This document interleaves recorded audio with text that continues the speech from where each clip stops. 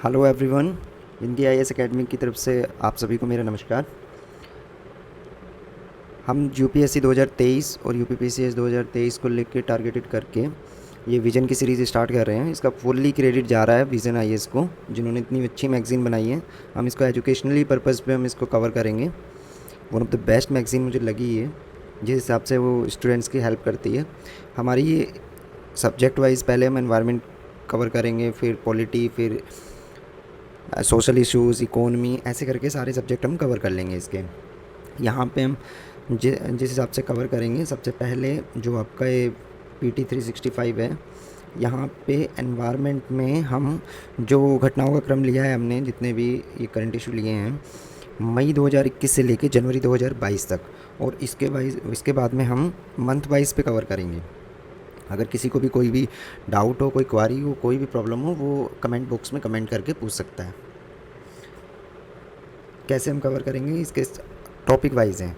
जैसे पहला टॉपिक इन्होंने दिया है जलवायु परिवर्तन, क्लाइमेट चेंज। तो क्लाइमेटोलॉजी चेंज का हम सबसे पहले कवर करेंगे।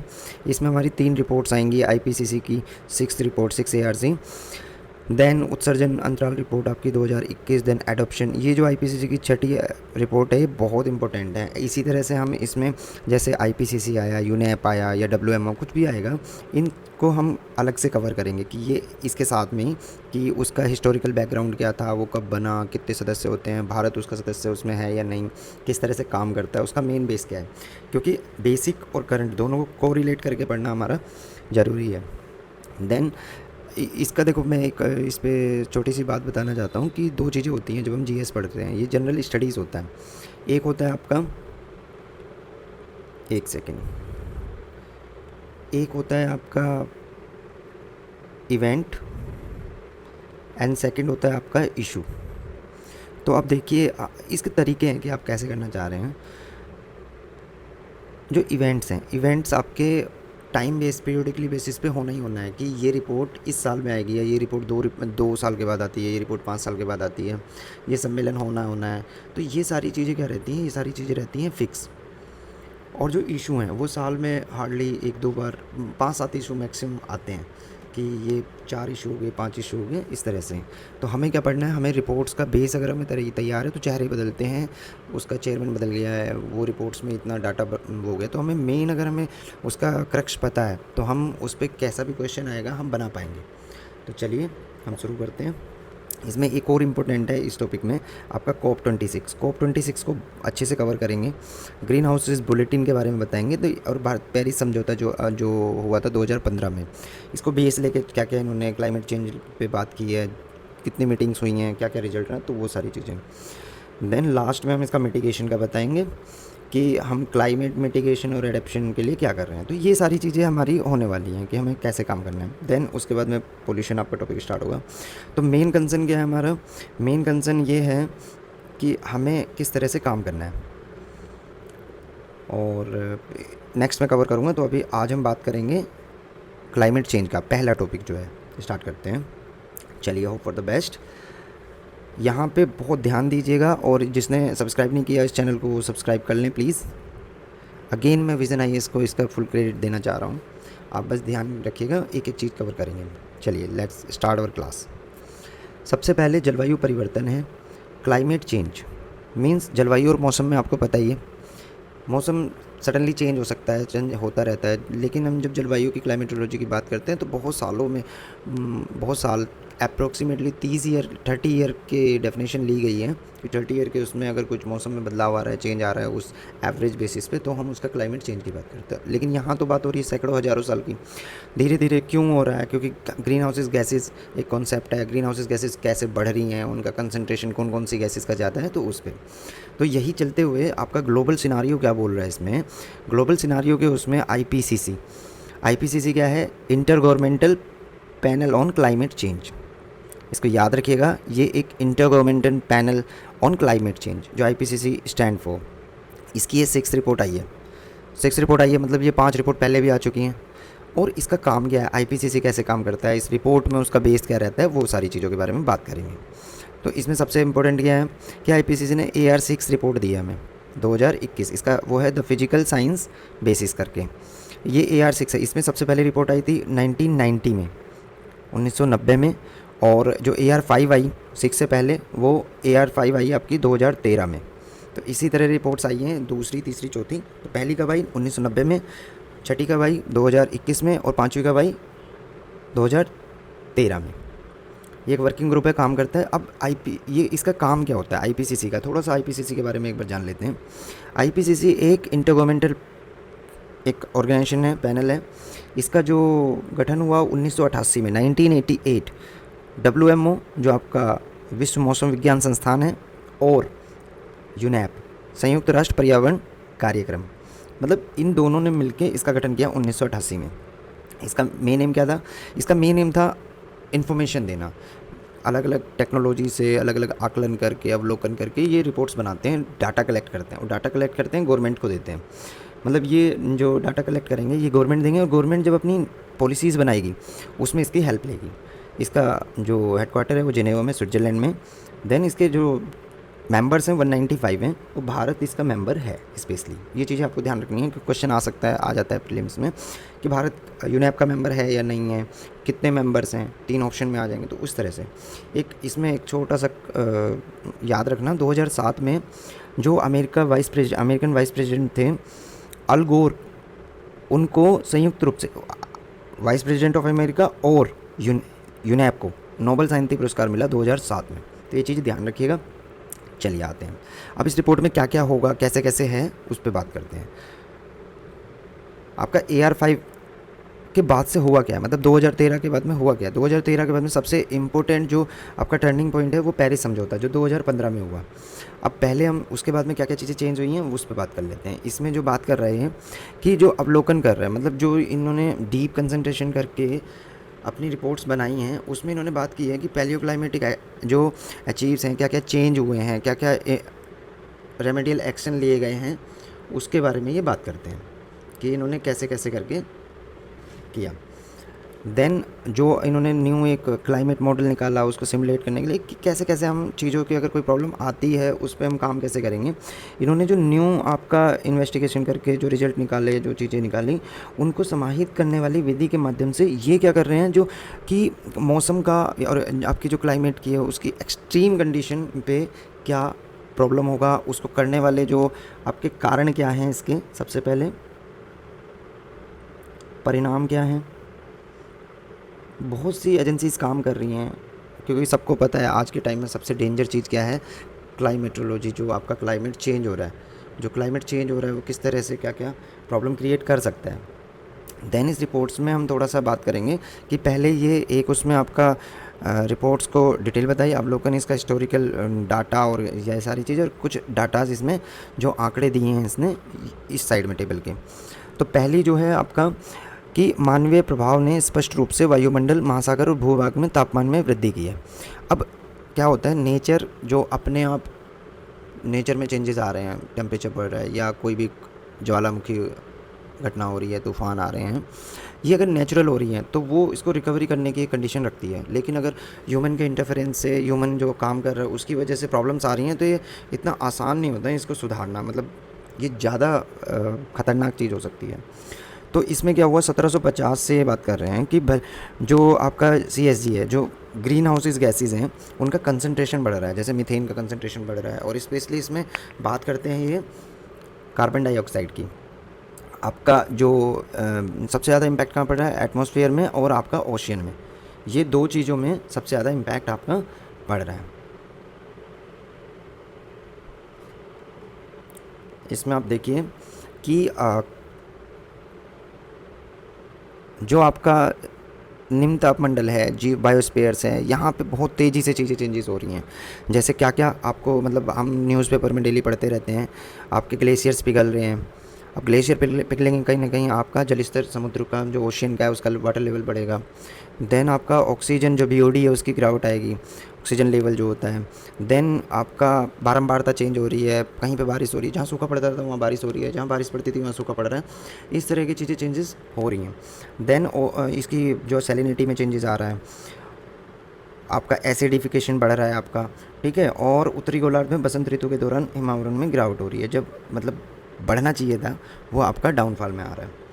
इसमें इन्होंने फिर क्या किया, इसमें इन्होंने काम किया है कि अब ये डाटा बता रहे हैं कि 1850 से 1900 की तुलना में अगर हम कंपेयर कर रहे हैं 1850 क्यों लिया, क्योंकि इन्होंने औद्योगिक क्रांति इंडस्ट्रियलाइजेशन के टाइम के बाद में ही चीज़ें चेंजेस हुई हैं, क्योंकि ह्यूमन का इंटरफेस उसी में ज़्यादा बढ़ा है। और 2011 और 2020 के बीच में 1.09 डिग्री की टेम्परेचर बढ़ा है। इसके बीच में जो ओशियन का बढ़ा है वो 0.88 है और आपका जो लैंड का बढ़ा है 1.59, तो दोनों का रेशो करके इन्होंने 1.09 किया है। देन 40 साल में 40 ईयर की बात कर रहे हैं कि 1850 से के बाद से कोई मतलब ये जो 10 डिकेड्स जो जा रहा है ना, इसकी तुलना में कंटिन्यूमेशन में बढ़ रहा है, मतलब पिछले 40 साल से ये कंटिन्यू बढ़ रहा है। अगर हम बात करें कि 2010 से 19 के बीच में 1.07 की इसमें 1850 से और 1900 के बीच में चेंजेस आया है। देन ये आर्कटिक महासागर का जो हिम क्षेत्र, आर्कटिक महासागर कहाँ पे आपका अर्थ ये है, आर्कटिक किधर है, ये वाला जो एरिया है आपका आता है। आर्कटिक महासागर वाला जो एरिया है 1979 से 1988 के बीच का डाटा, और 2010 से 2019 के बीच में सितंबर में लगभग 40% आपका, मार्च में 10% घटा है। मतलब ये जो ग्लेशियर है, हिम क्षेत्र है, ये डाउन आ रहा है, ये कम हो रहा है। और सितंबर की बात करते हैं तो 40% और मार्च में 10%, मतलब इतना चेंजेस आ रहे हैं धीरे धीरे में करके।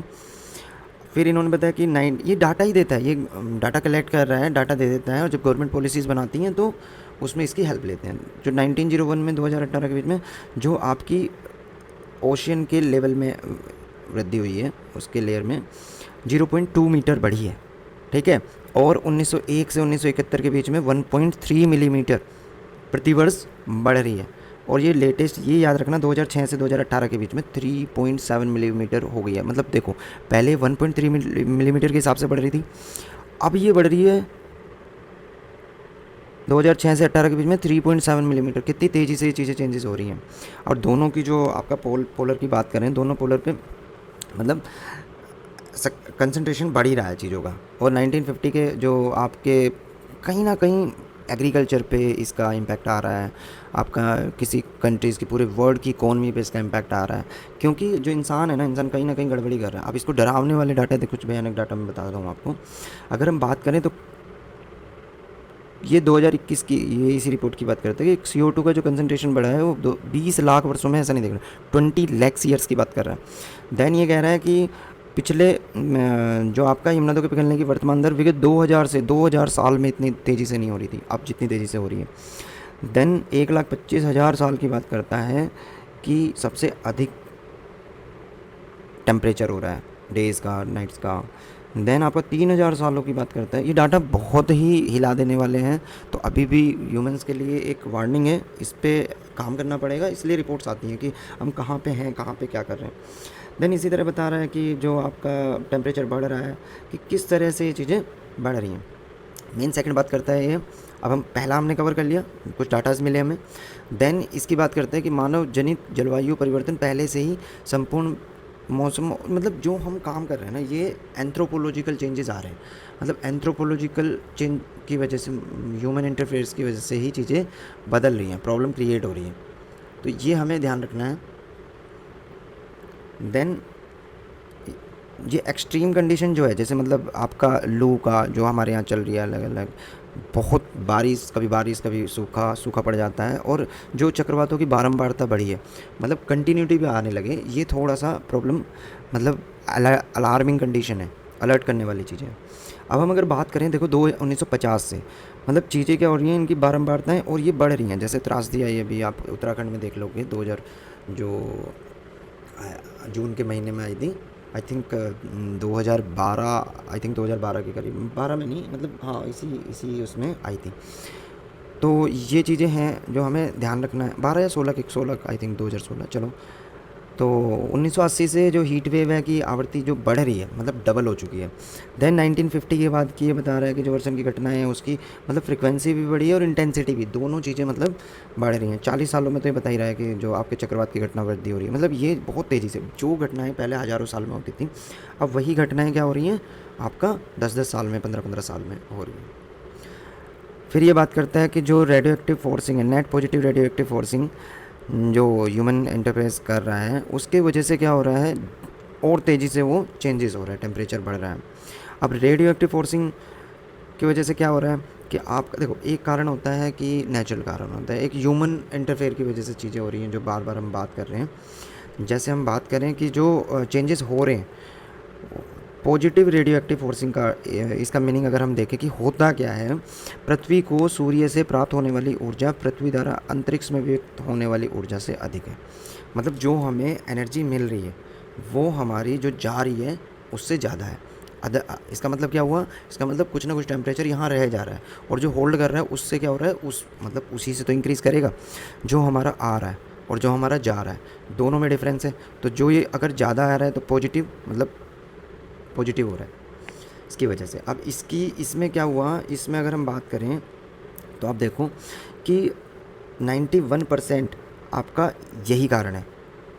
जो टेम्परेचर ओशियन का बढ़ रहा है उसका सबसे बड़ा कारण 91% जो पार्टिसिपेट कर रहा है वो यही है। देन 5%, 3% और 1% में कौन कौन आ रहे हैं, जो हमारा भूभाग उष्मन हो रहा है, हिमावरण की जो ग्लेशियर कम हो रहा है, डाउन आ रहा है, and third one is the जो एटमॉस्फेयर का टेम्परेचर बढ़ रहा है। तो ये सारी चीज़ें हैं, इनकी भूमिका बताए। फिर ये एक्सपैंड कैसे कर रहा है, अगर इसका डाटा बताए 1971 से 2018 तक तो 50% इंक्रीज़ कर चुका है।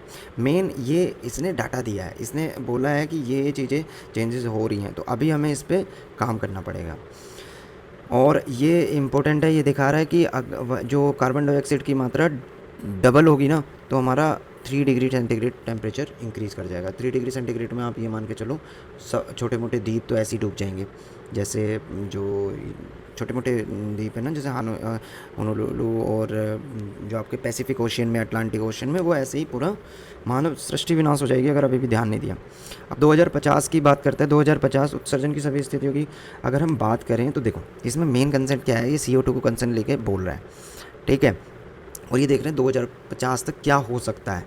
तो अगर ये आपका 1.5 डिग्री या 2 डिग्री, मतलब 1.5 से 2.2 डिग्री तक को हमें ये बढ़ सकता है, तो हमें मेंटेन करना है, मतलब इससे ज़्यादा ना बढ़े। जैसे हमने कहा था 3 डिग्री बढ़ गया तो 3 डिग्री हो गया तो क्या होगा।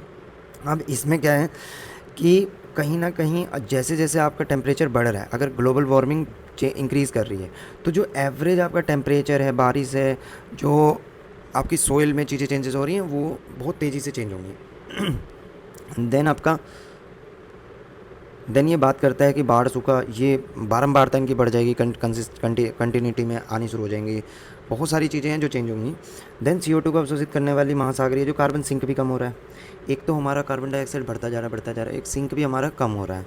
तो इसमें बहुत सारे रीज़न हैं। अब इसके बेसिक रीज़न मैं बताऊंगा उसमें थोड़ा सा, और यहाँ पे ध्यान दीजिए इसमें रिपोर्ट में क्या है। और इसके जो मतलब आने वाले अगर बढ़ रहा है, जैसे बढ़ रहा है, तो ये एक टाइम ऐसा भी आ सकता है कि चेंजेस ना हो, मतलब चेंजेस हमारे हाथों से निकल जाए, तो उससे पहले ही हमें इसके लिए काम करना पड़ेगा। अब इन्होंने क्लाइमेट इन्फॉर्मेशन के लिए एक अनुकूलन की वो दी है कि ये इन्फॉर्मेशन दे रहा है कि हमें एडेप्शन ज़रूर देखना है। एडेप्शन क्या होता है, एडेप्शन होता है कि मतलब कोई एरिया है जो वो सुभेद है, मतलब वल्नरेबल है उसके लिए कुछ भी, मतलब यहाँ ज़्यादा, जैसे कहते हैं ना कोविड चल रहा था और कोविड में कि ये एरिया ज़्यादा इफ़ेक्टिव हो सकता है, जैसे बताया था ना बच्चों को और एजिड्स को, उन पर ज़्यादा इम्पैक्ट कर सकता है। इसी तरह कहते हैं कि ये एडेप्शन क्या है, ये एरिया सबसे ज़्यादा हुआ है और यहाँ पे सबसे ज़्यादा चांसेस हैं कि ये चेंजेस होगा। अब इसमें बात करें कि विश्व के सभी क्षेत्रों में जलवायु दिशाओं को प्रभावित करने वाले चालकों में परिवर्तन होने का अनुमान बता रहे हैं। रिपोर्ट्स में क्या होता है, रिपोर्ट्स में एक अनुमान ही होते हैं कि ये चीज़ें चेंजेस होंगी।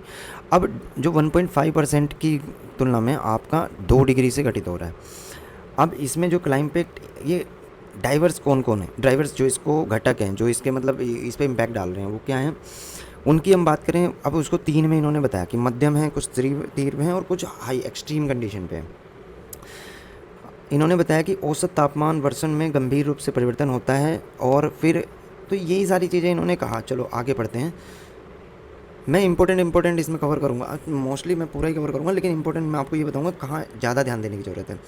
जैसे भारत के लिए कि इंडियन के लिए इसका क्या इंपॉर्टेंट है ये देखते हैं। जो भारत दक्षिण एशिया क्षेत्र में, अब भारत में चलती है लू, और यहाँ पे अभी देखोगे आप जो ट्रॉपिकल साइक्लोन है उसमें बारंबारता में जो ईस्टर्न आपका तट है उस पर ज़्यादा बारंबारता के साथ में ट्रॉपिकल साइक्लोन आ रहे हैं, ठीक है। बाढ़ की घटनाएं बढ़ गई हैं, जैसे बिहार हर साल सूखे की घटनाएं बढ़ गई हैं, आग लगने वाली घटनाएं बढ़ जा रही हैं और जल्दी जल्दी लग रही हैं। होती पहले भी थी लेकिन अब इनकी बारंबारता में इंक्रीज़ हुआ है।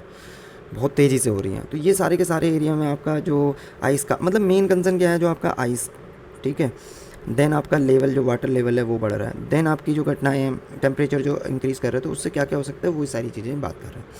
और जलवायु मैंने स्पेशली बताया क्लाइमेट चेंज हो रहा है, मतलब ये एक दिन में नहीं होता, इसमें इसके पीछे मतलब सैकड़ों सालों की हिस्ट्री रहती है। और अगर ये बढ़ गया तो क्या होगा, ये अब जो हिमरेखा है, हिमरेखा आपको पहले मैंने बताइए कि हिमरेखा कैसे होती है, कि उसकी ऊंचाई बढ़ रही है, वो मतलब जो हिम मिल रहा है वो घट रहा है धीरे धीरे धीरे, वो और ऊपर होती जा रही है। देन आपका जो इसका लेवल है, आपका एक्सट्रीम टोटल वाटर लेवल जो है वो कहीं ना कहीं बढ़ रहा है, धीरे धीरे धीरे धीरे इसमें इंक्रीज़ हो रहा है।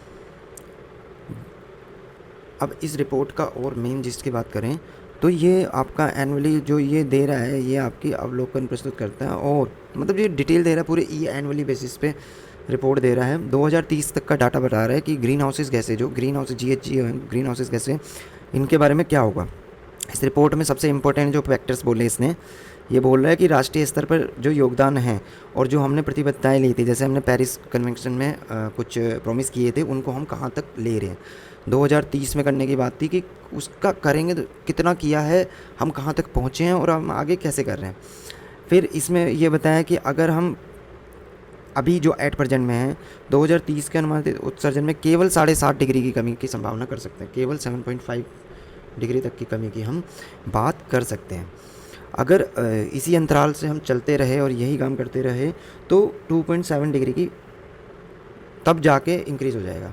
और यूनेप जो बोल रहा था पिछले रिपोर्ट्स में वो 3 डिग्री सेंटीग्रेड, मतलब अभी कंट्रीज़ कुछ हैं मिलके काम कर रहे हैं तो उसका रिजल्ट आ रहा है। तो वो कह रहा था कि ये ऐसा भी हो सकता है कि इसमें चीज़ें इंक्रीज़ कर जाएँ, इसका लेवल, इसकी ये सारी चीज़ें। तो अगर ऐसा होता है तो कहीं ना कहीं पूरी मानव जाति के लिए ये खतरे की घंटी है, ठीक है। तो अभी आसपास अपने देखना कि आप कहाँ तक कंट्रीब्यूशन कर रहे हैं इसको, क्लाइमेट को। रिपोर्ट्स तो आती रहेंगी, देखो रिपोर्ट्स आती हैं टाइम टू टाइम, हमें इस पे बात करनी है, हमें एग्ज़ाम पॉइंट ऑफ व्यू पे मेन कंसंट्रेट करना है कि कहाँ कहाँ पे ये बात कर रहा है कि 3 डिग्री तक, ठीक है। चलिए, अगर 2 डिग्री सेंटीग्रेड अगर ये कर रहे हैं तो उत्सर्जन में 30% की कटौती जरूरी है। जितना हम ग्रीन हाउसेस गैसों को प्रोडक्ट कर रहे हैं करीबन 30% कटौती करनी पड़ेगी। और 1.5 डिग्री तक अगर हमें लाना है, अगर 2 लाना है तो 30 और 1.5 लाना है तो 55% कटौती करनी पड़ेगी।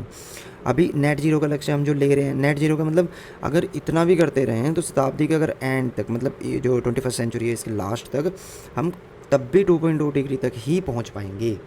समझ सकते हो हम कितना समय खो चुके हैं। देन जो हमारा इसमें जो हम जो बायोडिग्रेड जो जीवाश्म का ईंधन ले रहे हैं, जो अपशिष्ट मैनेजमेंट हमारा बेकार है, मीथेन उत्सर्जन में हम बहुत ज़्यादा इंक्रीज़ कर रहे हैं।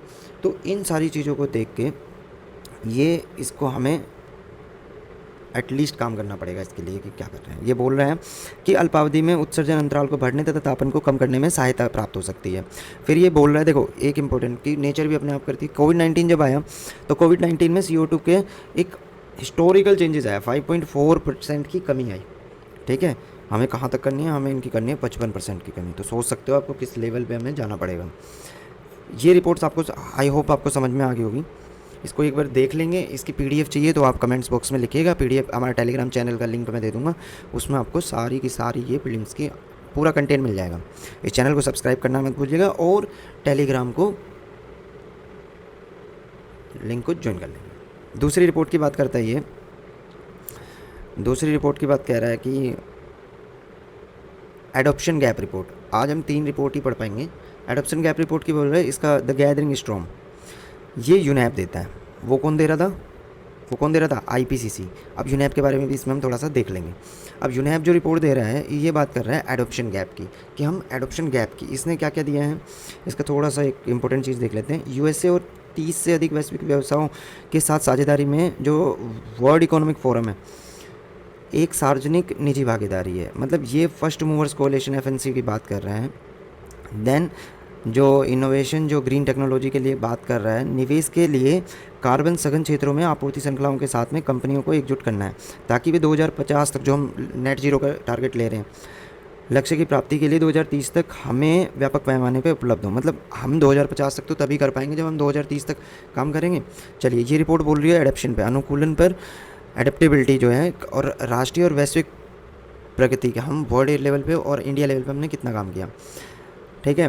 3 इसके सेंटर पॉइंट दिए इन्होंने। सबसे पहले कि हमें कोई भी पॉलिसी बनाने पे बात करनी पड़ेगी, उसके रिलेटेड हमें पॉलिसीज़ बनानी पड़ेंगी, देन हमें उसका फाइनेंस करना पड़ेगा, उसको पैसा देंगे तभी तो पॉलिसी पे काम करेंगे, और देन एग्जीक्यूशन, मतलब 3 लेवल पे काम हो रहा है, एक योजना के निर्माण में, देन वित्त पोषण में, और देन उसके एग्जीक्यूशन में। इसके रिजल्ट की अगर हम बात करें तो इसमें दे रहा है कि जलवायु परिवर्तन अनुकूलन नीति और योजना निर्माण में शीघ्रता से क्या क्या करना है। 79% देशों ने कम से कम एक योजना इसके विकल्प में बनाई है। 2020 से अगर देखें तो तेज़ी से चेंजेस आया, 7% की इंक्रीज़ हुआ। देन इसकी अगर हम विकासशील देशों की बात करें तो जो अनुकूलन लागत है कि ये काम करने के लिए हमें जो फंड की आवश्यकता होगी उसमें 5 से 10 गुना वृद्धि हुई है। मतलब ये रिपोर्ट दे रही है कि हम एडेप्शन में कहाँ कितना गैप रह गया और कितना हम इंक्रीज़ कर गए। अब ये 2020 की बात कर रहे हैं कि कितना हमें चेंजेस 2020 के बाद में हमने कितना चेंजेस लाया, कि जो हमें देखो कोविड रिकवरी जो पैकेज मिला, ये सारी चीज़ें हमें नेचर भी हमें दे रहा है, और हमें जो आपके अपॉर्चुनिटीज़ हैं उनका फ़ायदा उठाना पड़ेगा कहीं ना कहीं। अब एडेप्शन क्या होता है, एडेप्शन को एक बार जान लें हम। एडेप्शन होता है तो जो अनुकूलन देशों और समुदाय की जलवायु परिवर्तन की सुपेक्षता को कम करने के लिए जो बोल रहा है,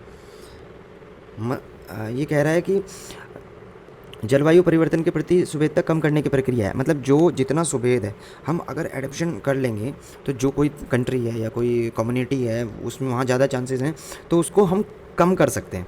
तो कम कर रहे हैं तो उसमें हमें एडेप्शन करना पड़ेगा। इसके लिए हमें क्या करना पड़ेगा कि जो जलवायु प्रभाव है उनको अवशोषित करने और लचीला बने रहने की उनकी क्षमता बढ़ाई से, मतलब वो फ्लेक्सिबल हो, रिजिड ना हो।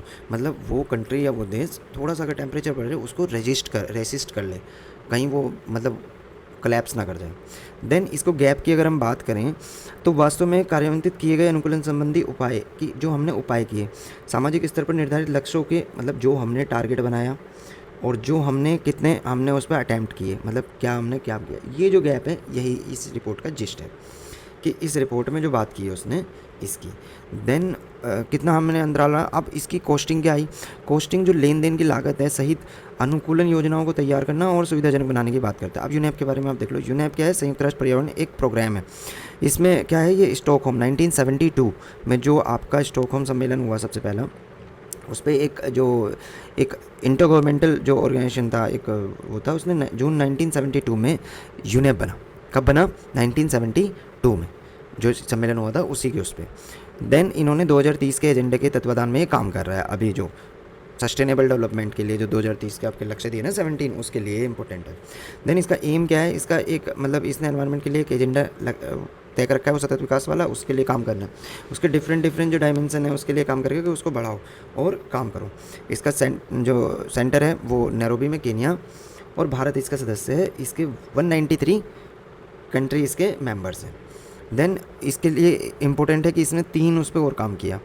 देखो इसकी अध्यक्षता क्या करता है, एक कार्यकारी निदेशक है, और 95% जो है इसका डोनेशन पे ही आता है। इसका कुछ और समझौते हुए इसके बेस पे, जैसे मतलब CMS 1979।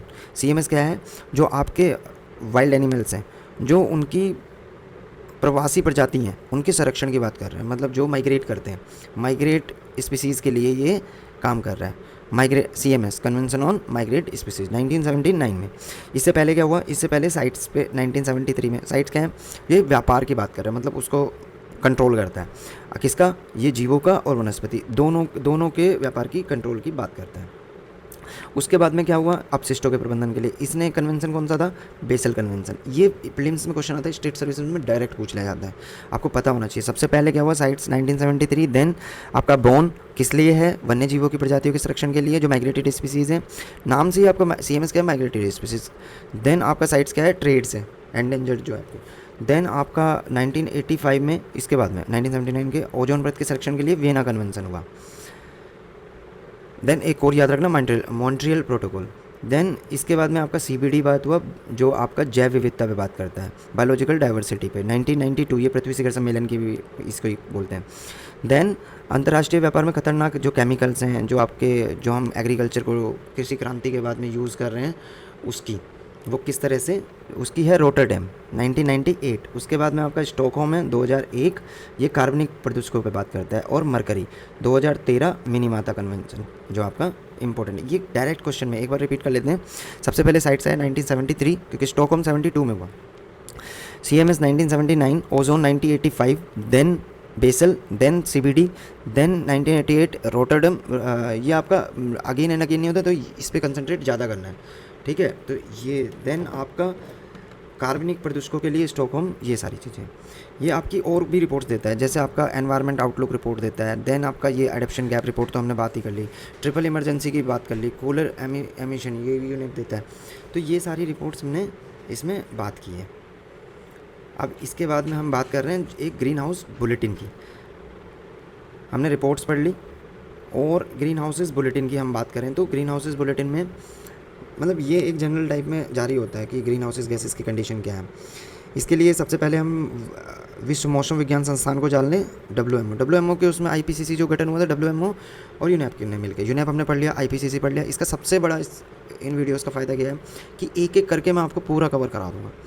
1950 की बात कर रहा है WMO ने, ये भी एक इंटरगवर्नमेंटल पैनल है, 1950 में इसकी अभी पुष्टि की थी। 1873 में इसका जो आपका ये एस्टेब्लिश हुआ 1873। देन आपका ये इसका उद्देश्य क्या है, पृथ्वी के वायुमंडल की स्थिति और व्यवहार पर अंतर्राष्ट्रीय सहयोग और समन्वय के लिए समर्पित है। साथ ही पृथ्वी के वायुमंडल के लिए भूमि और महासागरों और मौसम और जलवायु के लिए अंतर्क्रिया और इससे उत्पन्न जो जल संसाधनों के लिए जो डिस्ट्रीब्यूशन है उसके लिए काम करता है। इसका भी हेडक्वार्टर कहाँ है, जिनेवा में, स्विट्जरलैंड में। 190 देश इसके सदस्य हैं और भारत इसका सदस्य इंपॉर्टेंट है, ठीक है। और ये यूनेप जो यूनाइटेड नेशन है उसकी एक स्पेशल एजेंसी है। अब इसकी हमने बात करें बुलेटिन में, तो ये बुलेटिन आया है WMO की तरफ से। WMO ने जो जारी किया वर्ष 2020 के लिए बात करता है कि CO2 की जो कंसंट्रेशन है वो कितना बढ़ गया, 413। ये इम्पोर्टेंट है, आ सकता है एग्ज़ाम में। 413.2 प्रति मिलियन ये इंक्रीज़ हुआ है, जो इसके इंडस्ट्रियलाइजेशन के टाइम से पीरियड का जब क्रांति आई उससे 149% इंक्रीज़ किया है। 1750 की अगर हम बात करें, क्यों ले रहे हैं इस डाटा को, वही औद्योगिक क्रांति की वजह से। इसमें मीथेन दिखा रहा है 262%, नाइट्रस ऑक्साइड जो NO2 होता है, नाइट्रस ऑक्साइड सॉरी N2O जो होता है, लाफिंग गैस जिसको बोलते हैं, ये इंक्रीज़ कर रहा है 123%। अब 1900 ये रिपोर्ट्स होती हैं तो इसमें डाटा ही रहेगा, थोड़ा सा देख लेंगे तो याद रहेगा। 1990 से 2020 के बीच में जो ग्रीन हाउसेस गैसों के कारण जो आपका रेडियो एक्टिव फोर्सिंग हमने प्लस देखा कि जो आ रहा है और जो जा रहा है, यहाँ आने वाला प्लस ज़्यादा बढ़ गया। इसी तरह CO2 का योगदान आपका 80% इंक्रीज़ कर रहा है, ठीक है। और जलवायु पर जो इम्पैक्ट पड़ा है 47% तक। अब ये जो WMO ने आंकड़े दिए ग्लोबल एटमॉस्फेरिक वॉच नेटवर्क की निगरानी पर आधारित है। ये किस पे, ग्लोबल एटमॉस्फेरिक वॉच नेटवर्क। अब मीथेन का अगर आकलन की हम बात करें तो इसकी बात हम नेक्स्ट वीडियो में यहीं से चलेंगे, हम कवर करेंगे। तब तक के